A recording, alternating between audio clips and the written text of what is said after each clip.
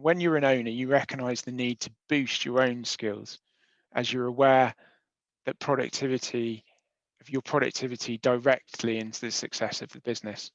So the business is in everyone's hands, and it's definitely not a sluggish ride. Charity works is hugely important to our business, and early on we had feedback in the business was makers want to be involved in giving back, whether that's raising money for charity or running pro bono projects. We've implemented at Mate one allocated paid day a year for charity work, and that's surrounded by much more time and effort, individuals' time and effort. And we encourage makers to celebrate successes and enjoy the wins as much as possible. So this statement, thinking about the human experience at work, will be a fundamental change we see over the next decade, by Despina, who's head of occupier business at Cushman's. We think this sums it up. It is about human experience at work, and we think that employee ownership expands that concept of what it means to actively participate in the business. And in our view, that's what makes for a much more human experience. And we think this is going to be, the critical factor in attracting the very best talent. People here like Maria, who's our new talent figure. And we want to provide Maria with choices, for example, choices about where to work from, choice where to live, how close to have to live to work, how much to pay for cost of living. So she might choose to be close to the people she loves, to family, and she'll have a choice of experiences at work, because we need to be as competitive as possible and keep a breadth and width to the talent pool that we can access. So how does all that translate into how we see the workplace manifesting itself in terms of physical design in the next few years? Well, with the reinvigorated focus on employer well-being, we're going to see a much stronger focus on creating amenity spaces at work and a reduction in the traditional type of workspace and desking. There's a strong focus on natural light and ventilation and connections to outside space. So we've had a number of projects that we're currently working on that are quite late stages, where we've changed designs to include opening windows, and we've changed designs to add more terraces. So that's quite a statement being made at quite a late stage of the process. There's a big focus on safe spaces. A lot of that's around ventilation, so bigger air changes, more fresh air. And we note there was a British Council of Offices ventilation briefing note last week that was released with their thoughts on where that should sit. And we also think there's a very strong focus on data collection, so both physical and digital, and that's about extracting themes for how these spaces should be adapted and made flexible in the future. So the second theme I'd like to talk about is communication, and this encompasses a bit of culture as well. So our culture is clearly communicated from the minute you walk through the front door. So our studio embodies our culture, and in turn that drives our behaviours and our engagement. We're open, transparent and supportive, and we communicate that, the messages on the wall, we've all put our signatures on that wall, we've all signed up to it. We spend a lot of time socializing. We make time for socializing. That's an important part of our culture. Team days, summer parties. This builds bonds, but it also helps us learn how to communicate with each other, which is really important. So we've had this huge home work blur over the pandemic, and this has been the ultimate communications test. We actually think our EO cultures enabled us to cope with this really well, because our communication is such that we can, openly say what's not working, what we're struggling with, where we need support to help manage our home lives. So that's really helped. The technology's got us through it, but it's really the way our teams have pulled together and lent on each other and asked for support that's helped us conquer the challenges that we've come across. We've taken away massive positives. We've had windows into people's lives. where it's meant that we've learned a lot more about them. We've become more empathetic. So this is a picture of Lucy, who took up pottery during the pandemic. She was finding there was no break from the endless cycle of meetings. So this has built our it's expanded our ownership culture of caring and appreciating other people's views and perspectives.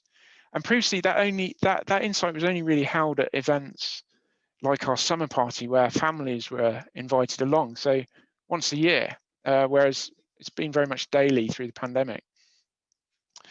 So we've had to focus really hard on listening, on how people are feeling, and we've had to think about extra communication opportunities within the business. We've encouraged people to find more ways of relaxing, taking time out, finding the breaks, because quite often the working from home isn't all it's cracked up to be. This cover from the New Yorker made me smile, because there's that, behind the scenes thing that you don't see through the video. But a poll of workers conducted by the Royal Society for Public Health found that 2/3 of workers felt less connected during the pandemic. And it also revealed that 1 in 4 remote workers were either working from a sofa or bedroom, with just 15% at a desk. And perhaps, it's the younger struggling the most. Certainly in our business, is that they've had historically the least cultural engagement with the business, because they've just been here for less time. So we actually kept the workplace open, because we wanted that to be the ultimate backup for people if they needed it. This is a screenshot from our intranet with some of the tools and ideas that we've been using to support healthy communication. So discussion groups, surveys, our intranet. We've had social walks. We've even had a Meet the Pets day, which is great. And we've been really amazed at how our makers have engaged the digital. So we managed to pull off a digital Zoom Christmas party, which was incredible. We were all made into little Lego minifigures and given one of those to go away and find out a bit more about that person, which was great. But we think in the future that it's going to have to be much more thought behind the reasons, moments and occasions for people to come together. So creating attraction for people to come together, rather than being forced to a meeting on the basis of reinterpreting a previous physical event. So how are these communication tools and trends manifesting in our workplace? Well, there's a lot more focus on culture, that's for sure. So we expect actual in-person communications to be highly valued, and we see curated environments forming to make these interactions in a less formal or traditional way. So, expect the massive bar, to be the thing to be designed into new workplaces, or at least more hospitality, which, is setting the environment for making the connections and communication. So innovation. And innovation is, the third theme of communication for us. We communicate for coordination, information, but it's innovation that's the key. We're a creative business. So our design culture is based on everyone's input. Makers carry the responsibility to push ideas and achieve the best results for the project, not for themselves or for their ego. We also undertake extensive R&D. We have a separate Future Spaces Foundation, which is about pushing our thinking forward in areas like design for towns, cities, and spaces of the future. But the key to all of this is our testing. So we test, you test again, we test again. If we fail, we learn from it, we feed it back in. If we fail again, we keep going. And that's the way we drive our growth and innovation. And I love this statement from Marissa. It's about getting the best people, keeping hold of them, nurturing, giving the creative environment, helping them to find a way to innovate. And we've got great examples of this, whether it's pushing the use of virtual reality in design environments, or writing new code for parametric tools to make our processes more efficient. Our guys are given the freedom to pick this up and take it forward. And this is helping us, find different ways to build. It's helping us to move our building technology forward and our materiality, which is benefiting our environment and our clients. So we think EO not only acts as an enabler of innovative thinking, but in its very nature, it transforms the way employees participate in the business. So one of the big things that we work on is giving people plenty of opportunity to share their ideas, you know, their testing where it failed, giving them an environment where, you know, they don't feel judged to speak out and share knowledge. And that we think, you know, is absolutely essential. Another important part of this innovation theme is technology and the contribution that can make. So, you know, we're well aware a lot of our processes will be automated in the future, but this reinforces creativity as our currency. We think employee ownership has enabled and nurtured that currency, that creativity, better than any other business model. And makers bring their frontline experience back into the business, and that influences the way we use technology moving forward. And great examples of this are use of mobile and virtual tools in our design and construction processes. We have the Architecture Drawing Prize, which Make runs and hosts each year. We couldn't go ahead because of the pandemic. So Make has actually got together and constructed it virtually, so everyone could still view the artwork. So that wasn't a requirement, it was just something they felt needed to be done. So it's really, really innovative.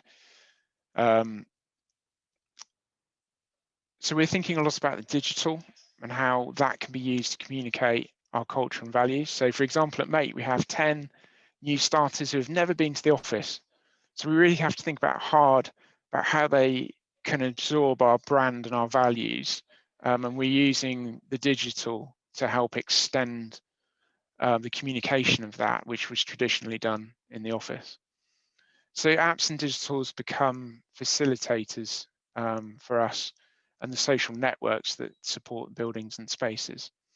So when we go back to actual socializing and starting to visit the cultural hubs again, you know, we've got to take into account the digital as a driving force.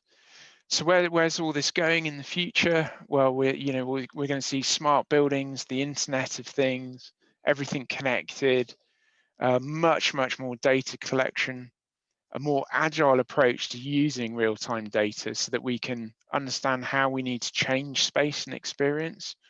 So we'll get better at collecting and measuring data in terms of what's going on in a workplace, and that will make us quicker in terms of making changes that makes them more flexible to cope with future shifts. And the last one, running a little bit over on time, but this is all about resilience. It's the big R, so it's looking up, seeing what's coming next. And we believe that the EO has given us, employee ownership has given us greater levels of flexibility and adaptability. So for example, in difficult times, we're more willing to take reduced hours, say, or reduced pay to ensure the business survives, because everybody's sharing the risk of failure. You know, it's not just sharing the profits, it's sharing, you know, the hard times as well that we have to think about. And everyone's responsible for inputting into that, you know, disaster planning, I call it. And I think when everyone inputs, you know, everyone then has that added security because everyone's involved in the process. Next crisis, who knows, that might be a technology crisis. You know, so when we have these brainstorming ideas, we think about what the next big thing is. You know, we noticed that Google went offline for 48 minutes a couple of months ago. So, you know, maybe it'll be a digital one. And I think that, you know, resiliency often comes down to speed of change. And our employee-owned business has always been really quick to respond to change and make us pull together to facilitate that. And I think that puts us ahead of the curve as our younger members inject their influence and thinking into the business much sooner. And a great example of this is the way that we've responded as designers to the climate emergency in the last decade. You know, we've been so ahead of the curve on all of that. So the new buildings that we're designing now are way more footloose. They're loose fit, fewer things set in stone. And I think that's a great way to describe our business as well. You know, we're adaptable and fun. And I think I'd like to finish just by bringing it back to people. So I'll speak for our makers from a people resiliency perspective. And I think their emotional resiliency is just fantastic. And some of that's certainly attributable to the ownership model, because there's a culture which supports makers by co-creation of their work experiences, enhancing belonging and having a community feel. So thanks very much for listening. Please feel free to ask any questions. Thank you very much, Matt. That was very stimulating. Thank you. So while we're waiting for some questions to come through, one of the questions that came, sorry, if anyone who's, could everyone unmute, could everyone mute, please? That would be great. Thank you. Just in case we've got some unwanted noise. Matt, that was really inspiring in terms of what Make Do. It seems to be all encompassing. And I suppose the one question I have is, what do you think is your biggest challenge at Make? And when people start coming back into the office, what are you going to be doing to adapt to that immediate change, which will happen perhaps, let's say, in the summer? So there's probably two parts to that. I think one of the biggest challenges we've had historically is new people coming to the business and just not coping with the flat structure. And I think it does take time to sort of feel your way around that and to understand, you know, how that works. But I think when people realize that it just basically comes down to an understanding of who's got what experience within the business, then that gets much simpler. And then the growth becomes about pursuing more personalized goals in terms of, you know, whether that be more responsibility to run a project or to specialize in a certain area. People are given the freedom to do that. And then in terms of challenges in the future, I think the biggest thing for us is the hybrid working at the moment. So we're super keen to get the in-person meetings going again, because we think we're missing that, you know, coffee point water cooler collaboration moments. So, you know, we're a creative business, we need the light bulb moments, and we think we're getting less of those at the moment. So, you know, that's a real problem. And you know, it will be great to get to the point where we can see people come back. But what we don't want to do is leave people behind. So the mechanisms that we need moving forward, whether that be digital or otherwise, needs to give as much possibility to the people who might be at home than it does to those that decide to come back to the office. So I think the hybrid working is actually the biggest challenge for all business. And it's coming, isn't it? Yeah, working most definitely. And you mentioned the flat structure that you've got there. Neil is asking, can you give a little more information on helping people to progress in a flat structure and how you ensure fair pay? Yeah, so I guess the first part of that is really it's listening and understanding what that person's goals are, because then we can facilitate their progression based on their own ambitions and objectives. And our business is very flexible in those terms, because we can, you know, put someone somewhere for a while and see how they fit, and you know, if they're making the progression they wish. But I guess progression for us is about, you know, a lot of it comes down to how much responsibility someone can take. You know, so our younger guys certainly take more responsibility in this business model than they would in a traditional one. The pay, I guess, you know, we're always making sure we're aligned to market. You know, so we have the market data in terms of pay, and whenever we see misalignments there, we always make sure we're bringing that, you know, back to the right place. And then I think, you know, pay is pretty open discussion, to be honest. I think it's having, you know, a decent level of transparency through that. And when you say transparency, does that mean that people know what their colleagues are being paid? I think there's different scales. So we don't have full transparency. We have a banded, a banded approach. You have a banded approach, so everyone sort of knows more or less what their colleagues are being paid. Yeah, or how your pay aligns to a band and who else might be in that band. Okay, so you have quite a structured pay banding system. Yeah. Yeah. And so a further question, Matt, is from Richard. Does anyone ever leave? Retention. So we traditionally have had a very high retention. And I think when we see people go, it's often a shift to client side. And that happened last year. I think we had about 4 or 5 people leave, and it was to progress in a very different role. So that might be working as they might become our client. So I think we've got 4 or 5 of our leavers that have become our clients. Mm-hmm. And then we've had a few people leave just to run their own practice. Mm-hmm. And I think that's interesting as well, because I think working for an employee-owned business, you do get that transparency across running the business much more. So I think you would leave armed with a much better toolkit of how to run a business than in a normal business model. So that doesn't surprise me. Yeah, and setting up your own business is something that architects do commonly. That's one of the common reasons for leaving. Yeah. Yeah. It was interesting actually, because there was a interesting program about John Lewis I caught a couple of months back, but they posed a question about whether retention stifles the flow of talent into the office. I mean, we don't find that, I think, because we have really good connections with the universities, so we can bring talent through. But I think if you are getting people stuck at the more senior level, then that can be an issue. Yes. So something to watch out for. Indeed, yeah. Well, I think that that would be a subject of another webinar from John Lewis, who are obviously in the EOA.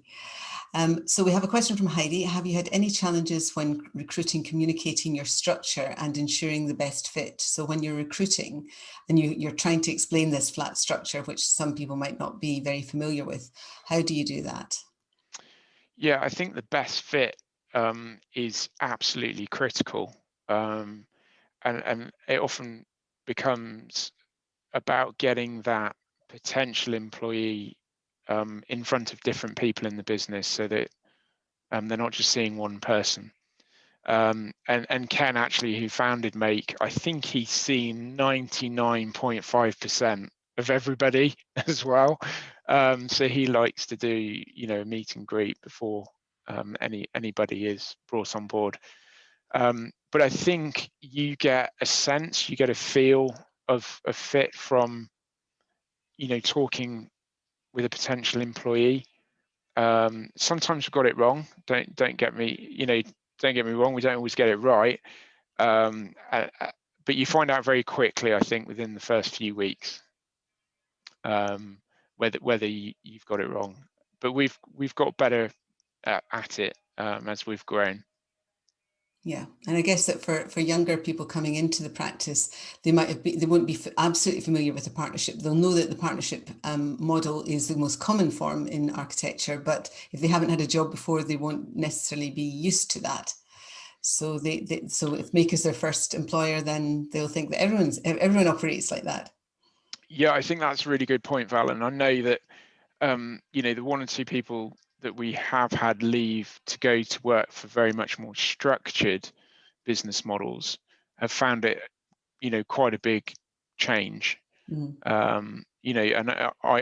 for me, it's obviously been the other way around. And I think, in a way, that's almost the better way to do it. You came from Foster. Go and learn what a traditional business model is first, and then employee ownership afterwards. Yeah. So we have a question from Wade. Do you see the future with more flexible working structures moving forward once the pandemic is over? And he goes on, people with families needing childcare may prefer to work from home more than being in the office. So again, this Yes. flexibility of working. Yes, absolutely. So I think, I would imagine it will come down to individual businesses in terms of how they respond to that. But I think what we're seeing, certainly, we will give that choice. And I think it would be fair to say that the businesses we're engaging with as clients or otherwise would retain that choice also. I think it would be very difficult to take that choice away now. I think the conversation will move fairly quickly to how it's structured. And I think, that's the big question. So how is that flexibility structured? Yeah. Will become the key, because there has to be a certain level of, I think, organization behind that. Otherwise, you'll start to see inefficiencies being created in the way people communicate and in the business. Yeah, you can't just give everyone exactly what they want, but then coming together and consulting. And again, I know in your practice, you'd be consulting first and then deciding after that. Yeah, so we're about to embark on another wave of survey over the next 3 or 4 weeks, and then we'll have a working group come together to then process that data and to map out how we think and what we think that flexible working might look like in the future, and also, how the workspace we have now might need to change to adapt that. Mm-hmm. Thank you for that. So we have a question from Olga, who says, thank you very much for the interesting presentation. And she says, could you, if you already have a plan or some idea of how you will implement the hybrid way of working, and she's asking about guidelines in particular. So you've kind of answered that by saying that you're going to put a working group onto that. Is there anything else that you yourself think is going to happen? Yeah, so I don't think there's any formal sort of documentation available for this yet, because I think it's something that all businesses are working through. So yeah, I don't think you'll find any sort of formal documentation out there. The way we're approaching it is obviously to ask everybody what they need, what flexibility they require, and then we're starting to think about how the physical space may need to change. Like, how does our office need to change to accommodate perhaps less people being in here, but more importantly, what space is required for when people are in here. The people that work more from home, for example, if they're in the office, it might not be for traditional desk type work. It might be to have collaborative meetings with other colleagues, to take the opportunity to catch up with people, to run through ideas.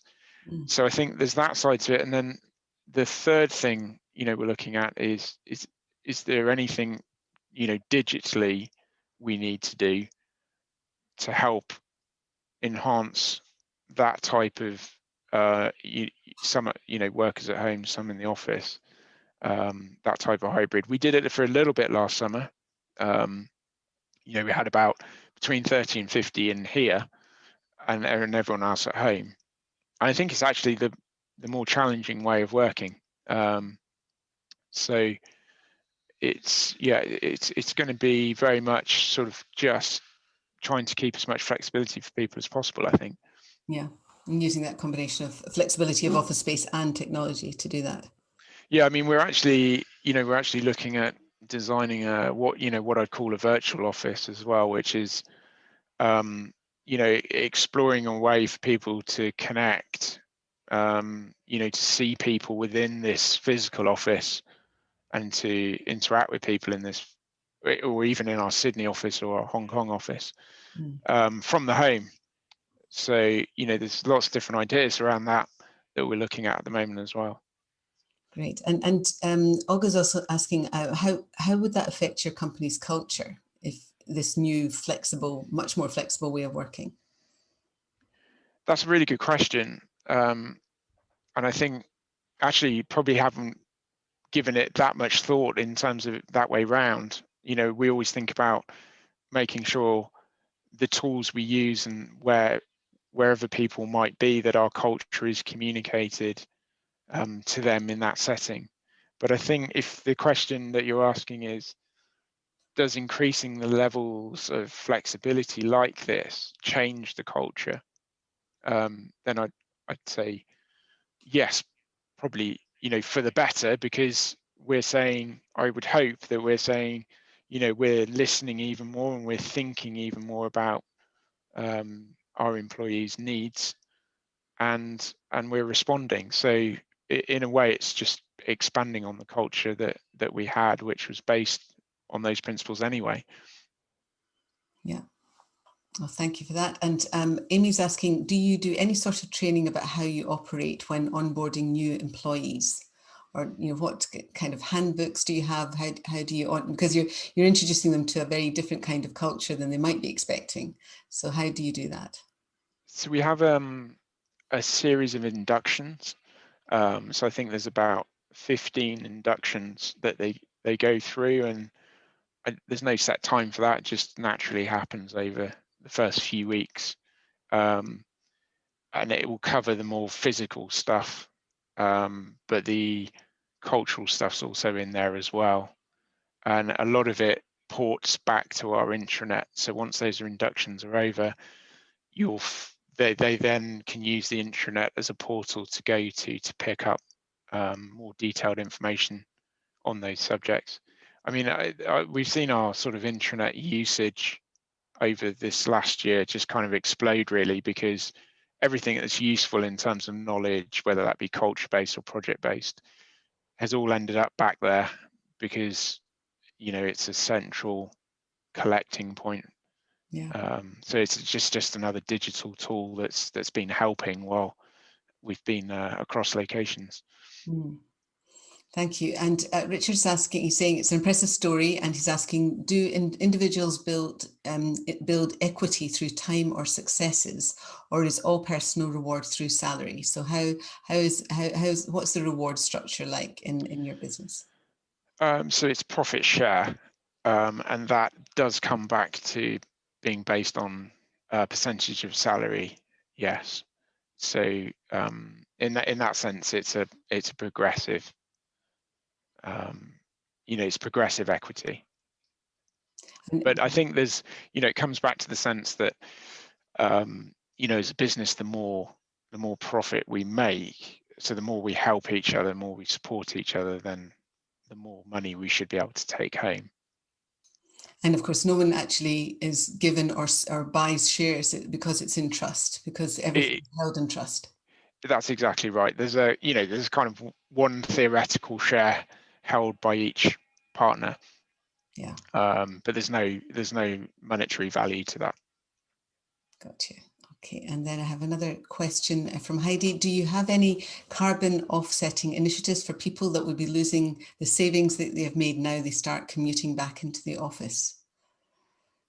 So if they've been using energy to get into the office, is there a scheme for carbon offsetting? Really good question. So that's kind of erring on the side of, are we looking at our carbon uplift as people come back to the office? Mm-hmm. Yeah. So we are, and that's because we've just been doing a full sort of carbon analysis of business again recently, because we've been finalizing our carbon zero date, which I believe now is next year. So we do have a bit of offset left, which is going. I think we're looking actually at purchasing a forest, so that deals with our little bit of offset. Then in terms of variables with people coming back in, I mean, we've just started a few initiatives, really. I mean, the commuting one is difficult because we need to leave people the choice of commuting, but we've just got a little fleet of folding bikes at Make to help with getting around locally. We're also using a service now called Pedal Me, which is any movements we make under 15 miles for delivery, like models, for example, they can go on a cargo bike rather than in a taxi. So we have a number of initiatives running along those lines in terms of carbon in our own business. But I suppose the ultimate dream is to get to the position of not needing to offset, which would be fantastic. Yes, that's that's a big that's maybe so is that something you're planning to bring in? So how would that happen in practice?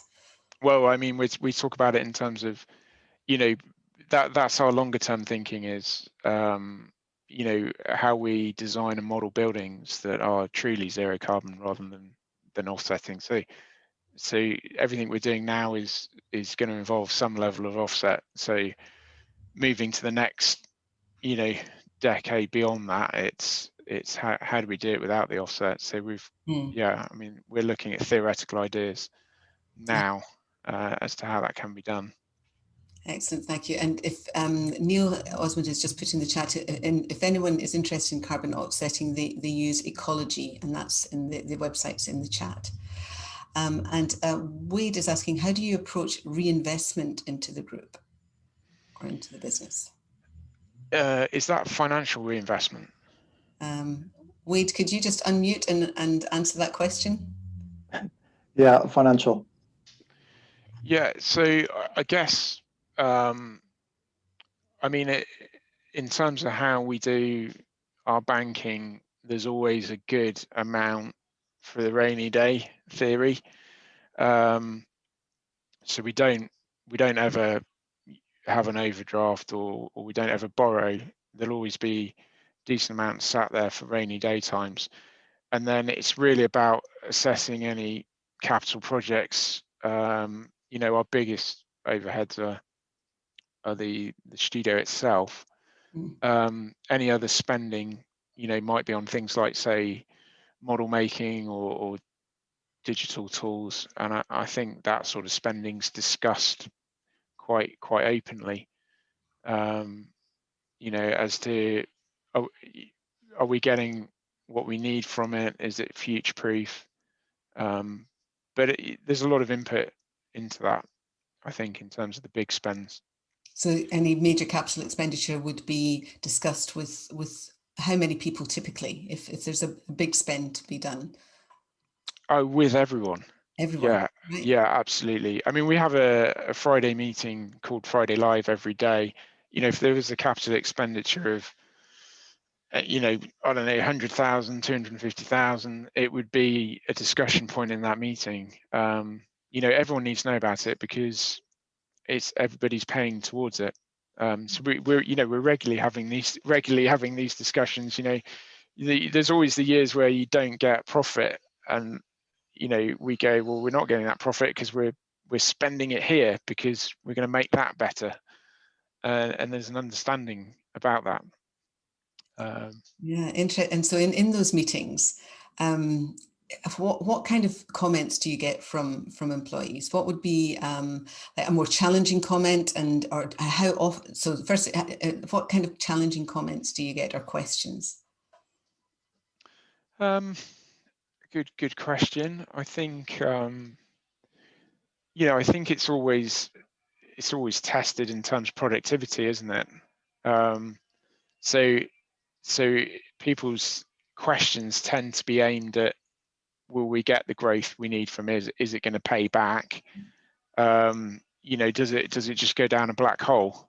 Yeah, the ROI, so the return on investment. And yeah, and everybody's pretty savvy with that, I think, and maybe that's a result of how we design our buildings in terms of looking at outputs. But I think we're getting better as a business in terms of data, but we've still got quite a long way to go. Yeah, well, that's fascinating, and I think that it's a real testimony to the EO model and to your exemplary way of doing it, that you're actually laying everything out and treating people like grown-ups and making sure that they are involved in key decision making, because the temptation in most traditional businesses is to hold those big decisions at the leadership level and not to share it. But it does, I would imagine it would take quite a bit more time before a decision can be made. Is that, or is that, or do you just find ways of doing this very quickly? Yeah, I mean, we have had that issue where, you know, things get sort of bogged because there's 30 people involved debating it. But I think, you know, one of the classic things that I see, you know, is everybody has a good idea, and they love, you know, they might love to go up to Ken and say, oh, I've got this brilliant idea. What do you think? Should we just go for it? And Ken's classic response to this is, it sounds great, do it. And then you can see the look on the person's face, you know, where they realize they haven't really thought it through. They've got no support for it, you know, and that's really taught everybody that if they have really got an idea that they want to progress, that's to have a good plan behind it, to gather support for it from other people in the business. And then to do it, to actually just do it. And there's never going to be anyone, you know, pulling you back from that if the thinking is good. Yeah. So, you know, and I think that's always been quite a funny, you know, reaction, is like, yeah, go and do it. And Yeah. you know, people learn that they can if they think about the way to go about it. And they have to put in the work and the due diligence and actually make it happen. Yeah, and I think for a long time, you know, we struggled with this idea of failing, you know, where things don't work out, and you know, we've spent money on it, and oh my God, it wasn't quite what we thought. What a waste of time, etc. But actually, it's never really the case, because you learn a lot more from that process than not bothering. Yeah, learning from failing. So I think setting the scene for people, enabling people to do that without having to have this guaranteed, you know, positive end result, I think is really important. Yeah. Well, I think on that note, that is a really positive way to end. So thank you very much, Matt. That was fascinating. And I've had a couple, some very complimentary messages in the chat, which you maybe haven't looked at, but I think that it's really shown a way of doing things differently. And in the employee-owned space, it's a wonderful environment for allowing people to be empowered and feel part of something special. So thank you very much for showing us how you do that at Make. My pleasure. Thank you, everybody. Thank you to everyone who's joined the call. It will be recorded, but unfortunately, I forgot to start the recording on time, but it's mostly recorded. I got too excited at the beginning and forgot to record, even though I had a big sticky saying record this webinar. So thank you for coming, and have a great day and a good weekend.